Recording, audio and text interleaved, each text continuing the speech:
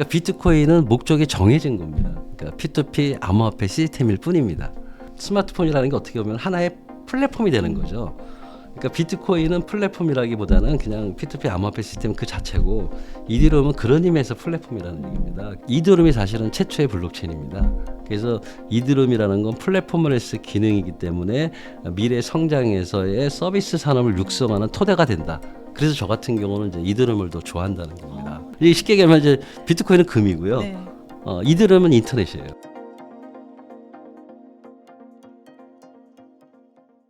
비트코인 현재 가격이 좀 일반인 분들이 투자로 접근하기에 좀 쉽지 않은 가격이잖아요. 그렇다 보니까 좀 많은 분들이 비트코인 투자하기에 이제 난 너무 늦은 게 아닌가 이런 생각을 하시는 분들이 많이 있습니다. 사실 지금 좀 시점에 비트코인에 투자를 시작하는 거 어떻게 보세요? 저는 그냥 그 한마디 생각, 그러니까 한순간에 머뭇거림도 없이 하라고 합니다. 가격이 지금 뭐 1억 5천이 넘는데도 지금 네. 하면 10만 달러 좀 넘었을 겁니다. 10만 5천 달러 정도. 네. 10만 500달러. 그래서 하여튼 1.4억에서 1.5억 사이를 왔다 갔다 합니다. 예. 그렇다면 비트코인을 이렇게 투자로 접근하는 게 어느 시점까지 좀 유효하다고 보세요? 올해는 저는 올해 말까지는 분명히 확실한 시점이라고 생각을 하고요. 문제는 이제 뭐냐면 이제 비트코인이 이제 미국에서 전략 자산화 됐으니까 네. 실제로 이제 정부 차원에서 아직 연방 정부는 아니지만 주정부 차원에서 이제 준비금으로 매입을 하겠다는 법이 하나씩 통과되고 있습니다. 제일 먼저 확실히 통과된 게 뉴햄프셔고, 그다음에 텍사스, 그다음에 알리바마, 그다음에 오하이오, 이런 데는 이제 현재 준비 중에 있고 이제 통과될 것 같은 느낌을 받습니다. 그 말은 뭐냐면은 거기서만 해도 상당한 비트코인의 이제 수요가 생기지 않습니까? 네. 그리고 이제 특히 민간에서는 이제 비트코인의 수익 및 성장성을 봤지 않습니까? 그래서 지금은 이제 매집하는 단계로 제가 보고 있고요. 많은 사람 전문가들이 얘기를 하더라고요. 작년에 올해 말까지 이제 15만 불에서 20만 불 정도는 갈 것이다. 네. 근데 그때 저는 뭐라냐면 아니야 50만 불 갈 거야 이랬습니다. 네, 왜냐하면 저는 이제 전제 조건이 뭐냐면은 이제 미국이 그 비트코인 전략 자산화 정책의 구체적인 실행 계획을 보면은 이거는 뭐 15만 달러에서 20만 달러가 아니라 이제 50만 달러 정도까지 나는 갈 것 같아 이렇게 얘기를 했는데 현재 흐름으로 봐서는 아직도 늦지 않을 정도의 가격 상승은 될 거라고 저 개인적으로 생각합니다. 뭐 제 말 듣고 또 사셨다가 또 하시지만 예, 어떤 게 있냐면은 제가 2019년, 2020년대에 뭐라고 그랬냐면은 조만간 비트코인은 이렇게 될 거다라고 얘기했습니다. 네. 그때 이제 많은 사람들이 이제 무슨 황당한 소리냐 그랬거든요. 네. 근데 지금 이제 거의 10만 달러 1억이 넘었지 않습니까? 물론 시차가 2년 정도는 있습니다. 그거는 뭐냐면은 이제 제가 생각한 것만큼 암호화폐에 대한 아까 말한 이제 규제 리스크라든지 여러 가지 시장의 혼란이 이제 잠재워지지 않은 상태였죠. 네. 근데 지금은 이제 규제 리스크가 이제 없어지고 있는 흐름이라는 겁니다. 그게 이제 무슨 뜻이냐면 이제 법이나 제도화 시켜서 우리가 생각하는 제도권으로 들어오기 때문에 규제 리스크는 이제 서서히 없어지는 거고, 그래서 저는 이제 비트코인 같은 경우는 미국을 중심으로 해서 성장이 이제 촉진된다 이렇게 보고 있습니다. 그래서 저는 지금도 늦지 않았다. 이제 그래서 이제 살 때다라고 얘기합니다. 그러면 당초에 그 생각하셨던 대로 예. 뭐 올 하반기에 뭐 50만도 갈 수 있다 이렇게 예. 보시나요? 네, 저는 네. 네. 또 이제 그러겠죠. 이제 지금 10만 달러 됐다가 이제 트럼프 대통령이 취임하고 나서 10만 달러가 작년 연말부터 이제 취임하기 전까지 네. 그때까지 기대감으로 확 올라갔지 않습니까? 맞습니다. 그러다 이제 그 기대감이 이제 허물어졌죠. 네. 왜냐하면 진척 속도가 빠르진 않으니까. 근데 그 진척 속도는 제가 볼 땐 빠른 거예요 지금. 새로운 정책이 들어와서 그거를 시장에 맞게끔 이제 조정하고 그다음에 법 제도하는 그 속도로 봤을 때는 제가 볼 때 이렇게 늦은 건 아니에요. 네. 그래서 저는 충분히 가능성이 있다고 보고요. 그리고 아마 이제 우리나라도 이번에 이제 그 이재명 대통령께서 디지털 자산 허브 국가가 된다고 하시지 않으셨습니까? 그럼 그 디지털 자산 허브 국가 안에 비트코인 얘기가 빠지면은 안 되겠죠. 그렇겠죠. 예. 비트코인에 대한 어떤 그 정책이 또 나올 것 같아요. 네. 여러 가지 흐름상 보면은 저는 상당히 올라갈 거라고 보고 있습니다. 그렇다면 이제 비트코인이 너무 비싸다 보니까 다른 코인으로 눈을 돌리는 분들도 계신데 아직 암호화폐 시장에서 좀 기회를 찾을 수 있는 분야나 다른 코인이 있다면 어떤 게 좀 있을까요? 너무 많죠. 맞나요? 예, 그 사람 지금은 이제 대장주라고 해서 소위 말하는 이제 비트코인하고 이더리움이 1, 2인데 네. 그것만 바라보시는데 이런 거예요. 주식시장에 보면 현재 우리나라 주식시장의 대장주가 뭐죠? 아직도 삼성전자. 삼성전자, 뭐 현대자동차 뭐 이런 거지 않습니까? 우리나라 주식시장에 그거 말고는 없나요? 많이 있죠. 너무 많잖아요. 네. 그리고 그 주식시장에 투자하시는 분들 안 계시나요? 많죠. 많잖아요. 그러니까 암호화폐 현재 전 세계에 나와 있는 공식적인 암호화폐만 해도 10만 개가 넘습니다. 그 중에 소위 말하는 이제 저는 이런 얘기를 해요. 건전한 암호화폐, 불건전한 암호화폐가 있는 거죠. 최소한 그거를 이제 판단할 수 있는 공부만 하셔야 된다. 그리고 이제 암호화폐를 분석할 때 암호화폐는 두 가지 종류가 있어요. 네. 뭐가 있냐면은 일종의 이제 플랫폼이라고 우리가 메인넷이라고 얘기하는데 플랫폼에서 사용하는 암호화폐. 그걸 우리는 이제 코인이라고 부릅니다, 네. 사실. 그리고 그 플랫폼에 우리가 블록체인 서비스를 올려야 되잖아요. 그런 그 서비스에서 사용하는 암호화폐를 우리는 토큰이라고 불러요. 이제 코인은 인프라용이고 토큰은 서비스용이다. 이렇게 생각하시면 됩니다. 현재 세상에 있는 대부분의 암호화폐는 코인이 아니고 토큰이에요. 그래서 우리가 보통 얘기할 때는 암호화폐 산업을 육성한다 할 때 토큰 생태계를 육성해달라는 얘기가 그런 뜻이에요. 코인 생태계를 육성해달라는 얘기는 잘 안 쓰고 네. 암호화폐 산업 생태계를 육성해달라는 얘기는 사실은 서비스 산업이지 않습니까? 네. 그래서 암호화폐를 이제 보실 때 코인의 대표적인 게 이제 비트코인하고 이더하고 뭐 솔라나 뭐 이런 게 있겠죠. 리플 같은 거 하고. 근데 그런 거는 이제 메인넷으로서의 코인은 사실 크게 봐도 몇 개 안 돼요. 대부분은 이제 토큰입니다. 그렇다면은 저는 이제 이런 어떤 메인넷의 코인도 중요하지만 일반인들이 투자에 대한 대상으로 저는 토큰 쪽을 많이 보시라고 그래요. 네. 서비스 쪽. 그때 뭐라고 얘기하냐면 그 서비스 토큰이 과연 우리가 투자할 만한 것이냐. 그럴 때 이제 생각해야 되는 포인트가 있다는 거죠. 우리가 이제 삼성전자 주식이 있고 또는 다른 삼성전자 주식은 좀 안전하지만은 안전하다는 의미에서 대장주라고 하잖아요. 근데 생각지도 못했던 주식이 갑자기 뭐 100배, 그러니까 뭐 굉장히 많이 올라가는 경우가 있지 않습니까? 그럼 이제 그거를 발견하는 사람은 어떻게 발견하느냐는 거죠. 그럼 토큰 중에서도 그러면 이제 우리가 이제 암호화폐 토큰이 왜 필요한지, 그 토큰을 발행한 목적이 뭔지, 그리고 그 토큰이 추구하고 있는 사업 모델이 뭔지, 서비스 모델이 뭔지, 그 서비스가 시장에서 봤을 때는 지속 가능한지, 이런 것들을 한번 분석해 보면은 저는 보실 수 있을 것 같아요. 네. 그래서 그런 토큰들, 원래 토큰의 목적에 충실한, 그리고 그 서비스가 블록체인 서비스의 목적에 충실한 것들로 만들어진 토큰들은 저는 가능성이 상당히 크다고 봅니다. 그리고 그런 토큰들에 투자하는 게 비록 이제 하이 리스크지만 또 하이 리턴이잖아요. 네. 그러니까 저는 비트코인이나 이더리움 이런 대장주뿐만이 아니라 일반 사람들한테 투자할 때는 삼성전자만 보지 말고 네. 일반 IT 기업들의 이제 아직 숨겨진 보물들을 좀 찾으셨으면 좋겠다. 그런 의미로 여러분들이 보셔야 될 게 너무 많습니다. 그걸 우리는 한마디로 알트코인이라고 얘기하는데 저는 알트코인 싫어합니다. 그 용어 자체를. 왜냐하면은 옛날에 이제 비트코인이 워낙 앞서갔을 때 네네. 그때 이제 비트코인을 제한 모든 걸 알트코인이라고 맞습니다. 얘기하는데 저는 알트코인이라는 용어보다는 그냥 비트코인이라는 게 있고 그다음에 다른 여러 가지 암호화폐가 있다. 그 중에서 우리가 한번 숨겨진 보물을 찾는 거 저는 그게 투자자의 능력이라고 봅니다. 네. 예. 사실 그 비트코인과 이더리움을 비유하신 말씀이 굉장히 기억에 남는데 네. 비트코인이 전화기라면 예. 이더리움은 스마트폰이다. 예. 또 이런 비유를 제가 들었었거든요. 예.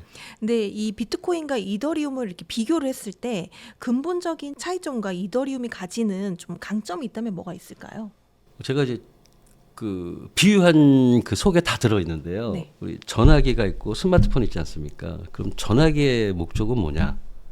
전화기의 목적은 전화하고 문자하는 거잖아요. 그거 말고 목적이 있나요?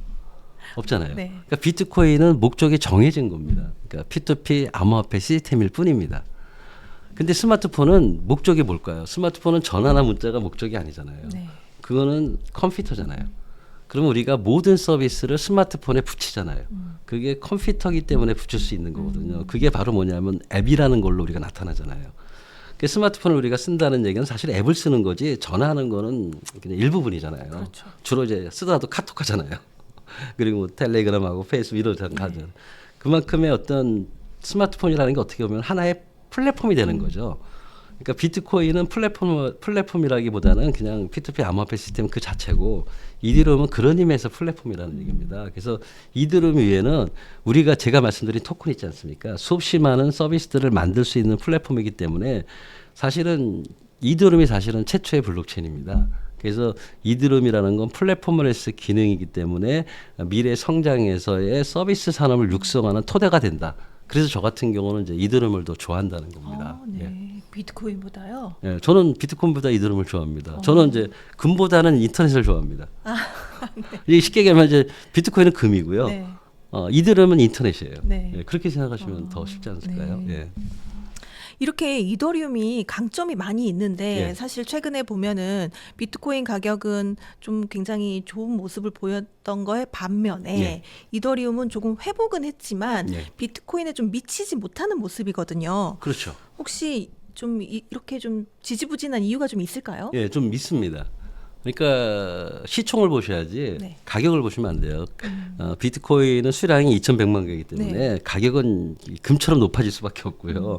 시총은 뭐 그렇게 뭐 차이가 나는 건 아니에요. 그러니까 뭐 10배 차이 난다 이러진 않아요. 네. 그런데 이더룸이 지금 요새 한 거는 제가 이더룸을 좋아하는 거는 이더룸이라는 게 이제 블록체인의 비전이라든지 목표라든지 정도를 가는 플랫폼이라고 저는 봅니다. 정도입니다. 그러니까 이더룸의 목표는 굉장히 클리어합니다. 세상에 있는 모든 블록체인 서비스를 아주 제너럴하게 만들 수 있는 어떤 하나의 제너럴 플랫폼이라고 보시면 됩니다. 그러니까 어렵죠. 그래서 기술적으로도 이제 여러 가지 그 난관들이 있습니다. 그리고 사실은 이제 그러다 보니까 재단에서의 그 사람들끼리 또 옥신각신하는 게 있잖아요. 그래서 뭐 얼마 전까지만 해도 여러 가지 문제점이 있었는데 이제 부탈린이 이제 전면에 나서 가지고 이제 이더리움에 대한 그동안 지지부진했던 여러 가지 그 이더리움의 목표 그걸 저희는 로드맵이라고 그러는데 그 로드맵을 좀 수정을 했습니다. 그래서 시장 친화적인 이더리움을 만들겠다라고 선언을 했고요. 약간의 로드맵이 조금 바뀌었어요. 이제 그것 때문에 이제 현재 아직은 회복은 안 하고요. 그래도 어느 정도 뭐 원래 최고가가 500만 원, 600만 원이었는데 지금은 아마 300만 원 좀 넘었을 겁니다. 아직 그때까지는 안 갔지만 그래도 뭐 200만 원에서 어느 정도는 이제 중간 단계로 올라왔다라고 생각을 하고 저는 이더리움이 그 제너럴 플랫폼이다 보니 좀 어렵다 생각보다는 그래서 그래도 저는 이더리움을 믿고 싶습니다. 특히 이제 부탈린을 믿고 싶고요. 아마 이더리움은 제가 볼 때 제너럴 플랫폼으로 지속적으로 발전할 거다라고 생각하는 사람입니다. 사실 최근에 뭐 팩트라 업그레이드도 예, 했던 걸로 알고 있는데 좀 그 이후에 이제 더 좋아질 거라고 보시나요? 예, 더군다나 이제 팩트라뿐만이 아니라 이제 심플라이제이션이라고 해가지고 이더리움이 굉장히 복잡해요. 네. 그거를 이제 일반인들한테 쉽게 다가갈 수 있도록 굉장히 구조를 심플화시키겠다는 네, 것도 말씀을 했고요. 그러니까 여러 가지 그 전략적 로드맵을 지금 다시 수정하는 걸로 봐서는 저는 이제 좀 있으면 이제 아마 이더리움이 좀 뜨지 않을까라는 생각을 네. 합니다. 예.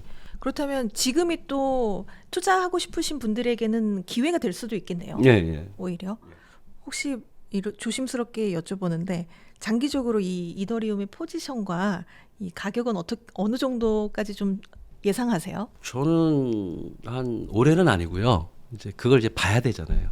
일단 그 부탈린이 선언한 것들이 과연 얼마나 결국엔 그쪽으로 갈 건데요. 문제는 시기잖아요. 투자자 입장에서 봤을 때는 올해 과연 그것이 효과가 나타날지에 대해서는 조금 아직은 캐션 마크고요. 아무리 그래도 좀 쉬운 것들은 아니니까 어려운 길을 가고 계시는 거예요 지금. 네네. 그래서 저는 내년쯤에는 한 솔직히 말씀드리면 한 1,000만 원, 예, 네. 1,000만 원 정도, 예, 그렇게 보고 있습니다. 근데 사실 이 비트코인과 이더리움은 그 비트코인 사이클에 따라서 이렇게 가격이 좀 변화하는 모습을 항상 보여줬잖아요. 조금 다른데, 예. 이 전체적인 암호화폐 생태계의 가격에 대한 동조화 현상하고 네네.